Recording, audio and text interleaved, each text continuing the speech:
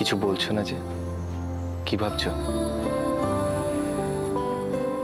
আমি আমার না পারার কাজগুলো লিস্ট বানাচ্ছি। মানে? আমার কর্তব্যে অনেক ফাঁক থেকে যাচ্ছে অনেক। ভাবছি সবকিছু সামলে নেব।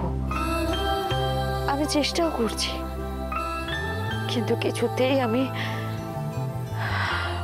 একটা কথা বলবো, চেষ্টাও করো না, কারণ তুমি সবাইকে খুশি করতে পারবে না। কিন্তু এটা তোমার পারা না পারার ব্যাপার নয় দুর্গা। স্বয়ং ভগবানও সবাইকে খুশি করতে পারেননি। তবে তুমি একটা কাজ করতে পারো। তুমি এটা দেখতে পারো যে কোন কাজটা করলে সব থেকে বেশি মানুষ খুশি হবে। তুমি খুশি আমাকে নিয়ে? আমি কি কখনো এই নিয়ে কোনো অভিযোগ করেছি?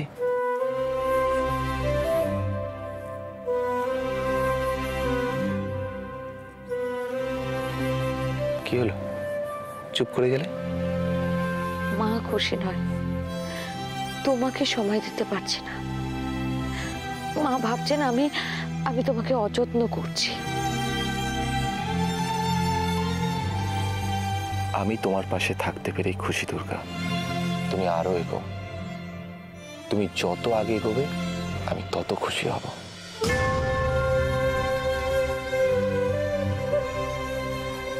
তোমার কথাগুলো আমার মনের জোর বাড়ায়,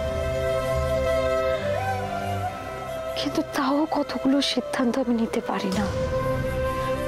যেমন মাকে কি করে আমি বললাম তো দুর্গা, সবকিছু নিয়ে এত ভাবতে হবে না। তুমি যখন আমার কাছে আছো, আমার সাথে আছো, সেই সময়টুকু শুধু তোমার। আর বাকি সব চিন্তা মাথা থেকে বাদ দিয়ে দাও।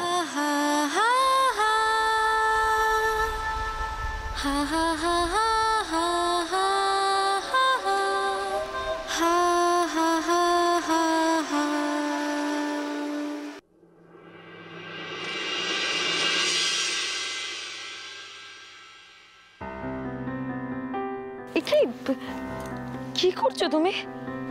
কি হলো? তুমি আমার পায়ে হাত দিচ্ছ কেন? সারাদিন ছুটে ছুটে কাজ করো, পায়ের অবস্থাটা দেখেছো? একটু তো রেস্ট নাও না। কি হয়েছে? কি হয়েছে মানে? নিজের বউয়ের সেবাই তো করছি। না, তুমি করবে না। কেন করব না? তুমি সারা দেশের মানুষের জন্য এত সেবা করতে পারো, তারপর সব কাজ সেরে বাড়িতে ফিরে সবার মুখে হাসি ফোটানোর জন্য এত পরিশ্রম করতে পারো, আর আমি তোমার জন্য এইটুকু করতে পারবো না? দুর্গা, তুমি চুপচাপ শুয়ে পড়ো, ঠিক আছে?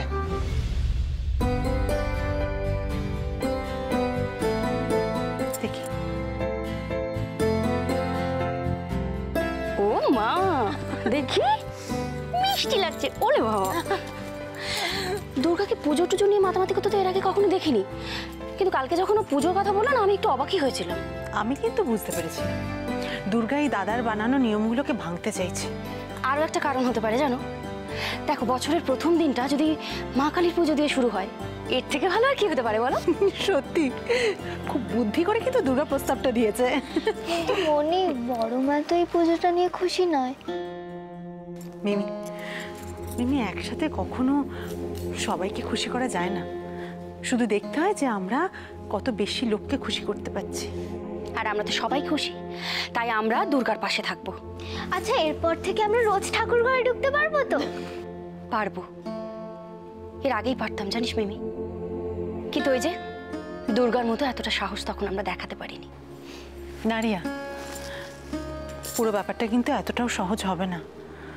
আর যদি পুজোটা ভালোই ভালো মিটেও যায়, এর রেশ কিন্তু থাকবে। আমাদেরকে অনেক বাধা বিপত্তির সম্মুখীন হতেই হবে। বাধাটা কে দেবে? মা, তাই তো। বর্দি তো কিছু রাগঢাগ না করে যা ইচ্ছে সেটা বলছে, আর আমরা যে দুর্গাকে সাপোর্ট করছি এটাও তো বর্দি ঠিক চোখে দেখছে না। আচ্ছা ছোট মা, মা কি করতে পারে বলো তো? জানি না রিয়া, এই বর্দি আমার কাছে ভীষণ অচেনা। ভীষণ আনপ্রেডিক্টেবল। আমার সেই জন্য বড়দিকে নিয়ে খুব ভয় করছে। আচ্ছা, ভয়টা কি আমাদের জীবনে এই প্রথম? এর আগেও তো কত ভয় আমরা একসাথে হাতে হাত রেখে পার করে এসেছি। আগামীতেও কি পারবো না? পারবো। অন্তত অন্তত আমাদের জন্য পারতেই হবে। একদম। আর ছোট মা জানো, এই বছরের প্রথম দিনটা শুরু হবে সূর্য তরুণের মেয়েদের জয় দিয়ে। শুধু মার কাছে একটাই প্রার্থনা, মা যেন সমস্ত খারাপ লাগাগুলোকে দূরে সরিয়ে আমাদের সাথে থাকে। যদি তাই হয় রিয়া, তাহলে এই সূর্য তরুণে আজ সত্যিকারের সূর্যোদয় হবে।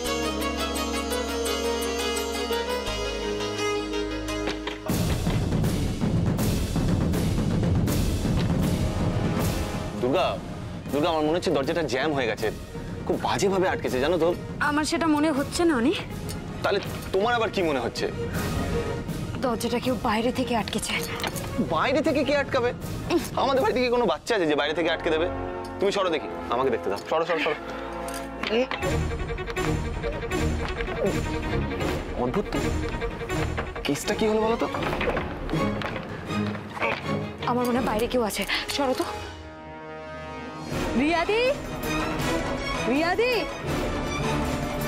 মেজো মা, ছোট মা, তোমরা কেউ শুনতে পাচ্ছ আমার গলা? একটু দরজাটা খুলে দাও না।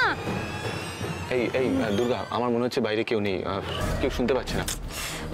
আমার না বারবার মনে হচ্ছে বোধহয় কেউ ভুল করে না দরজাটা কেউ ভুল করে? অনি সবাই জানে আমরা ঘরে আছি, তাহলে কেন ভুল করে কেউ দরজা বন্ধ করবে? তাহলে তোমার কি মনে হয় কেউ ইচ্ছে করে বাইরে থেকে? হ্যাঁ। কিন্তু দুর্গা, আচ্ছা এরকম কেন কেউ করবে বলো তো? কারণটা খুব পরিষ্কার, আমাকে ঠাকুর ঘরে ঢুকতে না দেওয়া। কিন্তু সেটা তো মা ছাড়া আর কেউ। তোমার কি মনে হয় অনি, তোমার মা এরকম কোনো কাজ করতে পারেন না? সে যাই হোক, কাজটা যেই করে থাকুক না কেন, আমি যখন বলেছি পয়লা বৈশাখের দিন বাড়ির সবাইকে নিয়ে কালী পুজো করব, তখন আমি করব। সেটা যেভাবেই হোক, তার জন্য আমাকে যা করতে হয় আমি তাই করব। এই তুমি সবসময় তুমি তুমি কেন করো বলো তো? আমি কি থাকি না নাকি তোমার পাশে? এটা এমনই একটা সমস্যা যে আমি আশাই করি না সবসময় তোমাকে পাশে পাবো বলে। দুর্গা, সমস্যাটা তো হলো ভুল নিয়ে, অন্যায়ের বিরুদ্ধে লড়াই নিয়ে। দুর্গা দেখো, আমি যখন বাবার সঙ্গে কোনোদিন আপোষ করিনি, তখন এখানে কেন করব? আমি তোমার পাশে সব সময় আছি, সব সময়। একটা আইডিয়া এসেছে ভালো। এই শোনো, তুমি বাড়ির সবাইকে কল করো। কল রিসিভ করলে তো ভালো, না হলে আমি যেটা ভেবেছি সেটাই করব। কি ব্যাপার বলো তো? এত বেলা হয়ে গেল তবুও কারো কোনো পাত্তাই নেই। ছোট মা যে নিজে থেকে আসতে আসুক না, জোর করা তো কিছু নেই। আচ্ছা মেজমা আসবে না? মেজমা তো আসতেই পারে, কিন্তু তোমার মেজমা এত সকালে কবে ঘুম থেকে উঠেছে? আমি ভাবছি দুর্গা এখনো এলো না কেন? ও যে মুখ্যমন্ত্রী হওয়ার পরও এত কিছু নিয়ে ভাবছে, এটাই ঠিক। ও ঠিক চলেও আসবে আর পুজোর কাজও করবে। কিন্তু বড়দির কি হলো? বড়দি তো বাড়ির সবার বড়, আর বড়দি যদি না আসে তাহলে পুজোটা কিরকম অসম্পূর্ণ থেকে যাবে। ছোট মা, পুজোটা একটা মনের ব্যাপার, এটাতে না তুমি কাউকে বুঝিয়ে কিছু করাতে পারবে না।